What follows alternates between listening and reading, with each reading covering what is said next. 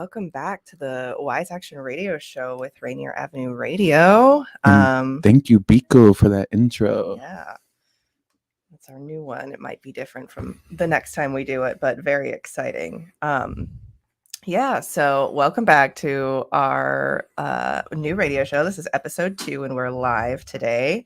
It is May 25th, and today we're going to be talking about decolonization. This topic is going to kind of set us up for the rest of our episodes and probably will be pervasive throughout the show. And there's a lot to it. There's a lot of depth here, as there should be. And I do want to issue a content warning for anyone listening that I'm not sure where this topic is going to go or our conversation is going to go. But by the nature of discussing decolonization, we'll likely get into some topics that involve talking about violence and erasure and the myriad of things that come with that. So I did want to issue that content warning. Trigger warning. Yeah. So before we get started, I'm going to introduce myself. My name is Nicolette. Thank you for listening. I am a co-host for this show with my co-worker, Johnny. Hello, I'm Johnny. Cool. All right. Well, let's get started. So before we start having a conversation, I wanted to read a quote from Frantz Fanon, The Wretched of the Earth, about decolonization.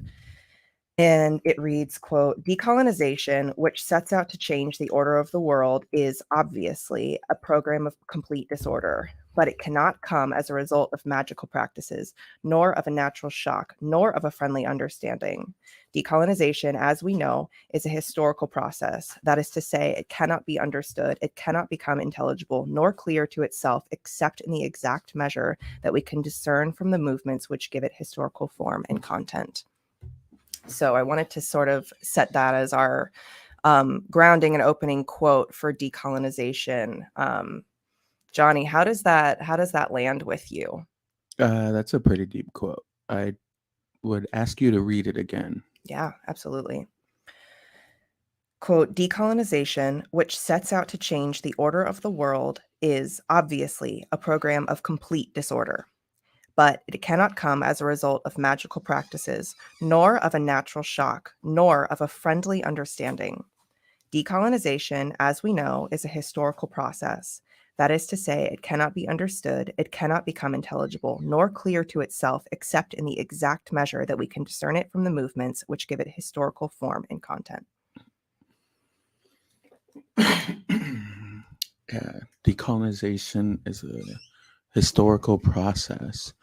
That means colonization is a historical process. I'm just thinking very linearly, very logically, and it kind of brings me back to ancient times or ancient history. In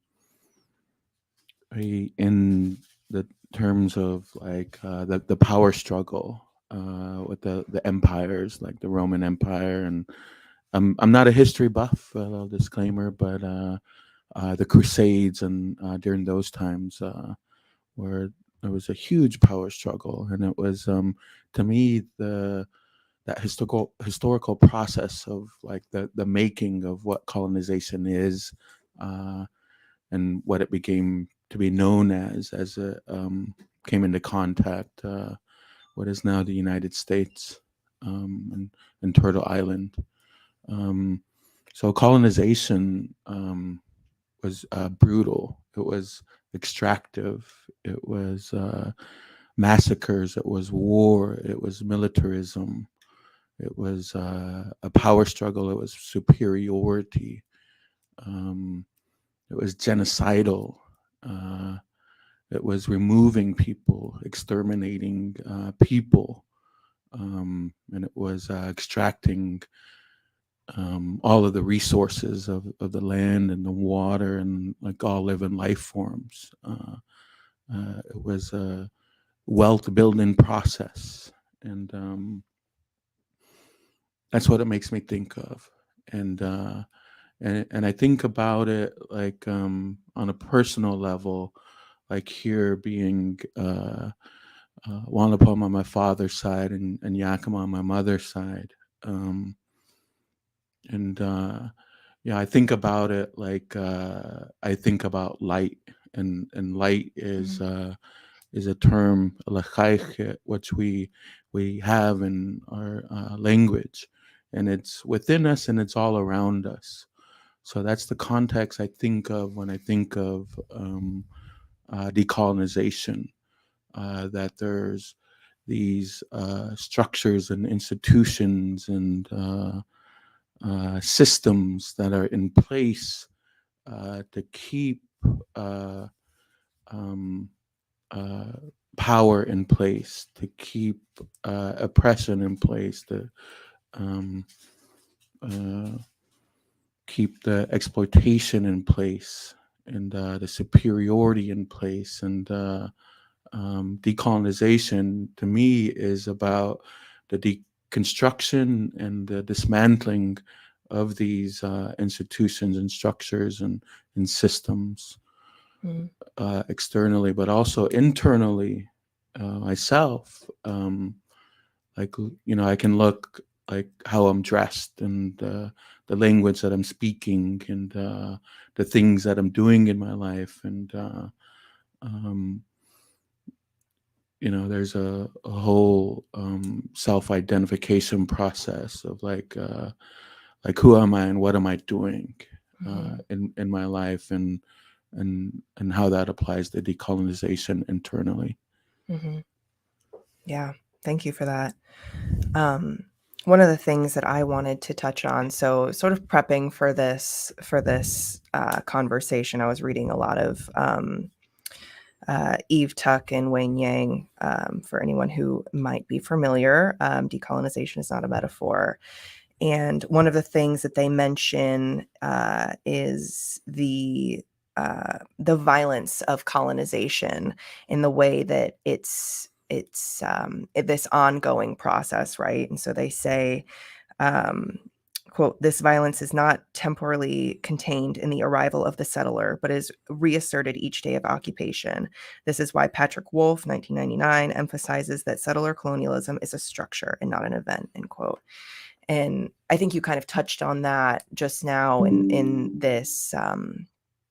this idea of colonization being this ongoing thing. It's this structure. It's not this sort of pinpointed event that happened that you can say, okay, there's where colonization was.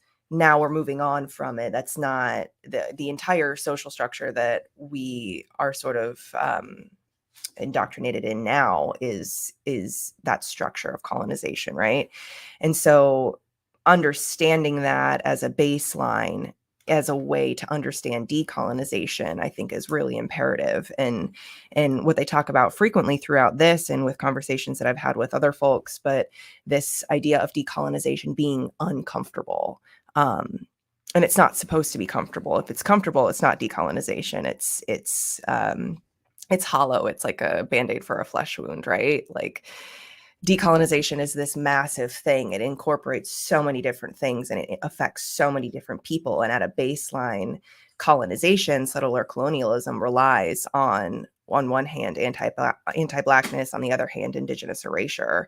And coming to terms with that, especially for people with like settler ancestry, is extremely uncomfortable, and it should be. The whole point of decolonization is to recognize these atrocities, and you shouldn't be comfortable in recognizing those atrocities, right?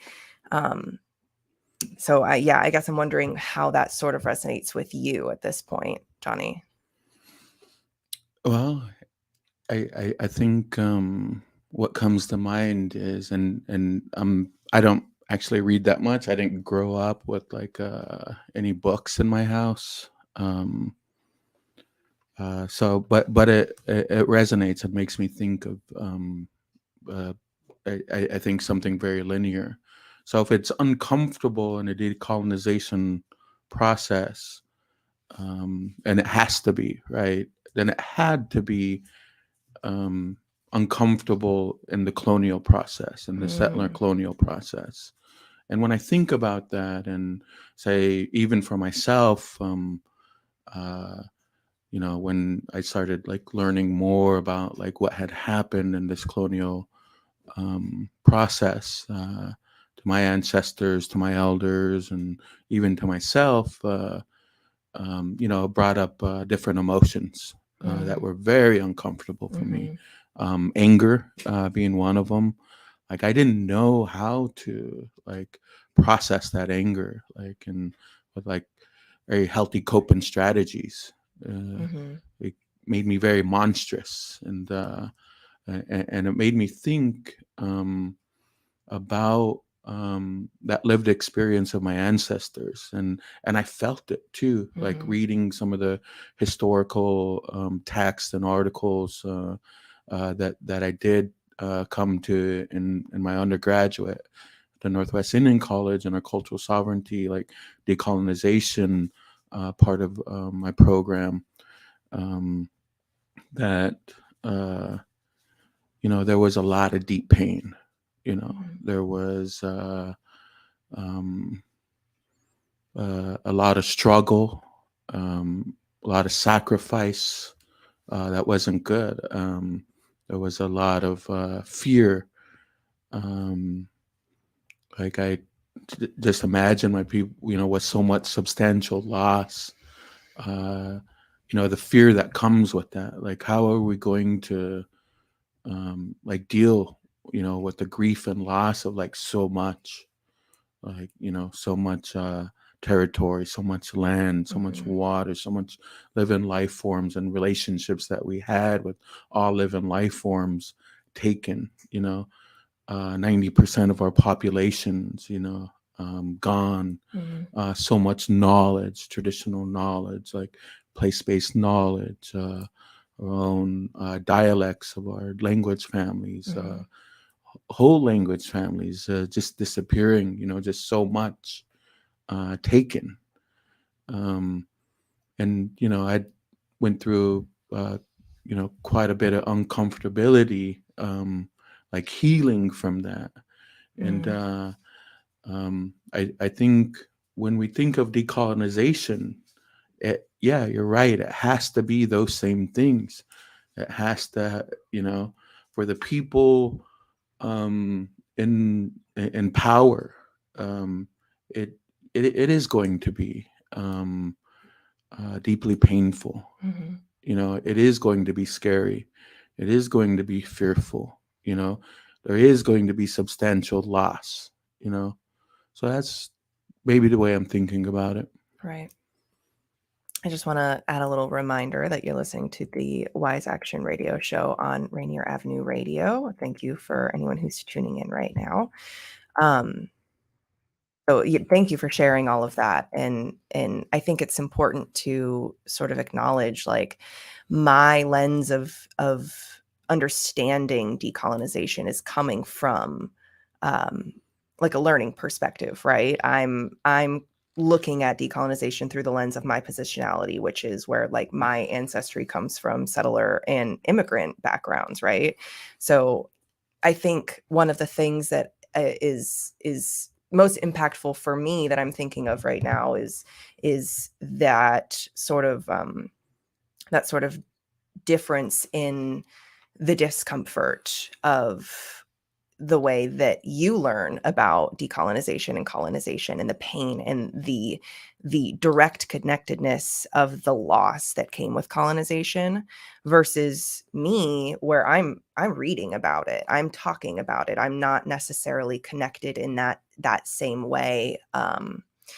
That in itself is a form of discomfort, right? I'm understanding these forms of colonization through text, through conversations.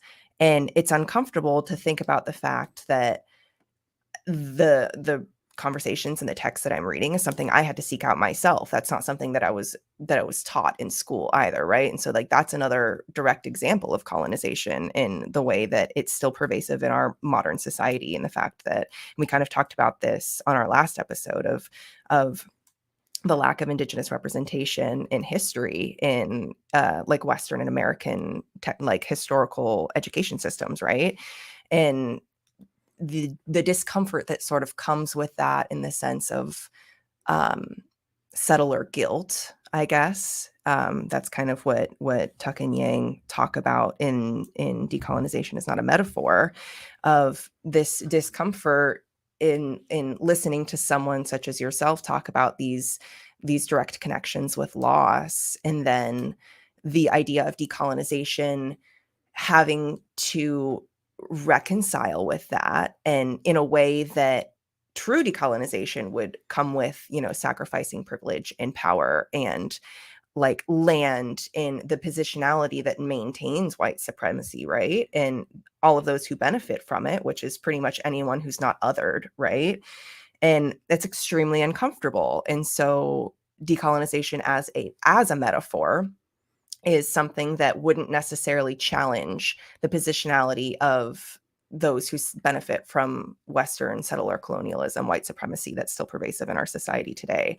So things that don't actually challenge the status quo, that aren't actually transformative, that sort of just check like a diversity box or something, like that's not real decolonization. That's, again, to use the metaphor of like, it's a Band-Aid for a flesh wound. It's not making anyone uncomfortable. Well, I take that back. It's making those who are still affected by colonialism uncomfortable, because it's so not what decolonization is, right? So yeah, there's so many different things that I could say about that, but I want to kind of bring it back to what you were talking about, in the sense of learning about decolonization at Northwest Indian College, which you had mentioned. What was that experience like to learn about it, not only in an academic setting, but also in a tribal school, like in a native university rather than a Western university? I'm curious to know what that experience was like for you. Mm-hmm. Well, I loved Northwest Indian College, and studying alongside some really amazing and brilliant tribal college students in my native environmental science and engineering program. And the cultural sovereignty curriculum is the native part of that degree, and I looked at it as a decolonization too. So, and those are two different things. Those are, say, if we're thinking about pedagogies, decolonization is one, cultural sovereignty is another, cultural sustaining is another. And there's others when we think about it. And I think for me at that time, when I look back, it was a part of it. It was an experience that I had to go through.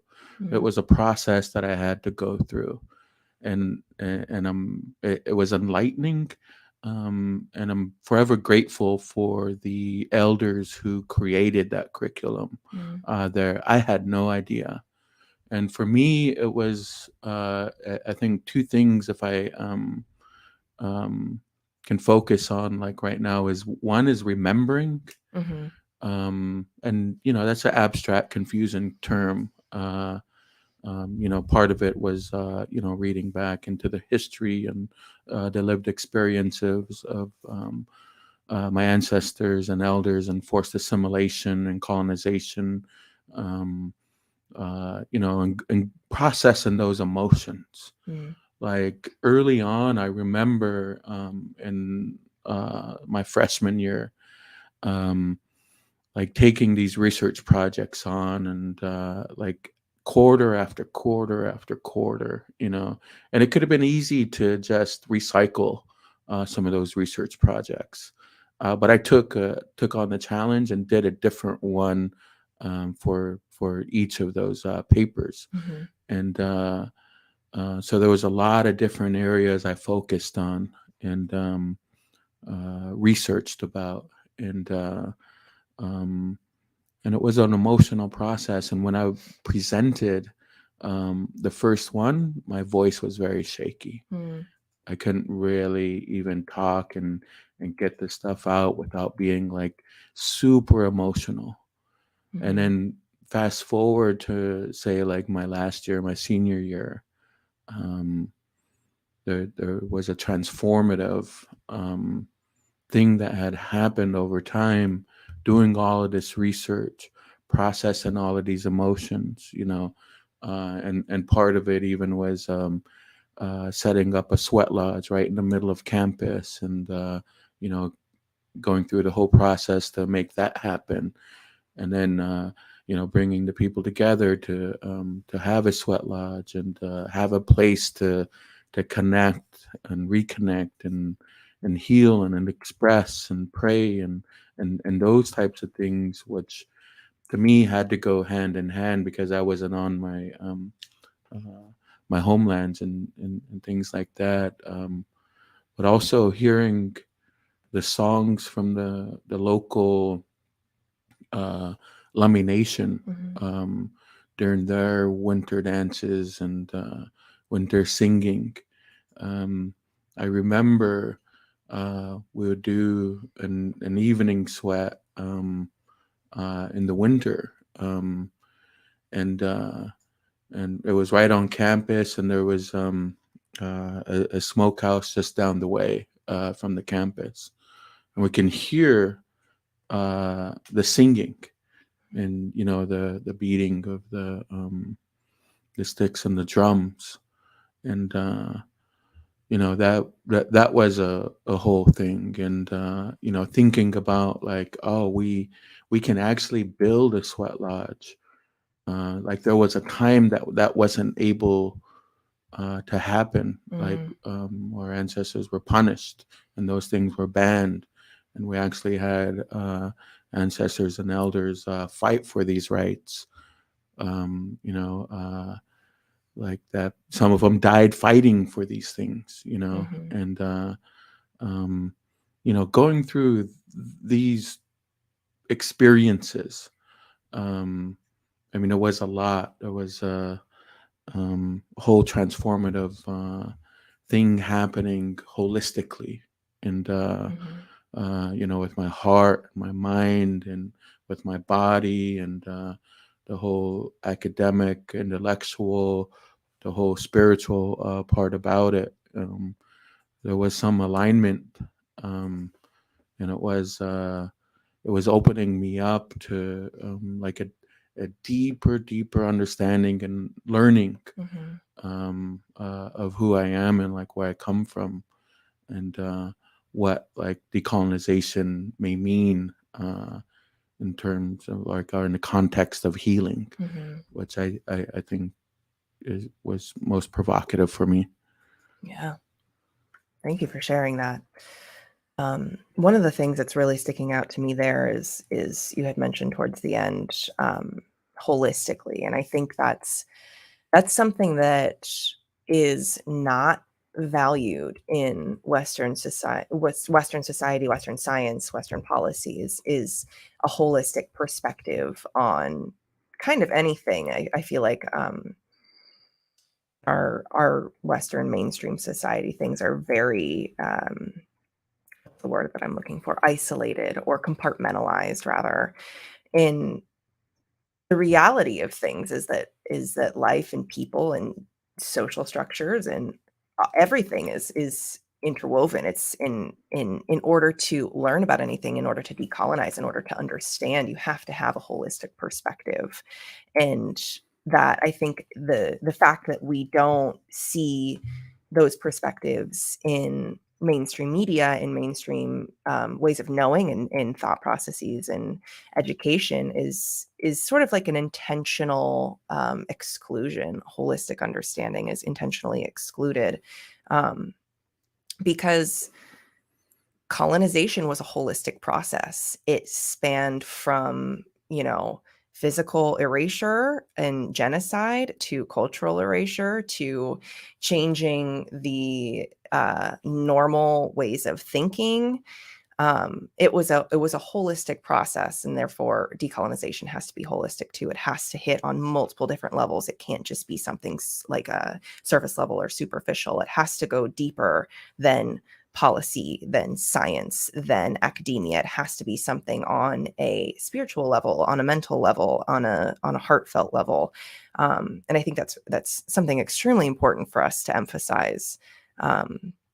And I'm recognizing that we only have a couple minutes left. I do want to remind folks that this is the Wise Action Radio Show, hosted by Rainier Avenue Radio. Johnny, do you have anything you want to close us off with? Yeah, I think what you're hitting on too is and reminding me of is the paternal part, the patriarchal part of colonization, and to get in the context of like a healing perspective, to get to decolonization, I think means bringing to the forefront and centering that matriarchal, and that feminine, because we have this ways of knowing and being in terms of our creation and our earth law, that we come from earth, we're going to die, and we're going to go back to earth. So that's a fem earth is our mother. When we go into that sweat lodge, we're going back into the womb of our mother. But I think that speaks volumes, centering especially Indigenous women who are closest to that, and can bring the most healing to all of our communities, and to especially the earth too. So that's what it makes me think of. Great. Thank you. Again, this is the Wise Action Radio Show, hosted by the Rainier Avenue Radio. You can catch us again not next Thursday, but the Thursday after at 1:00 for our next live episode. So thank you, everyone, for tuning in and listening. And if you're not listening to this live, thanks anyway. My name is Nicolette. My name is Johnny. We'll see you next time. All right. Have a great day.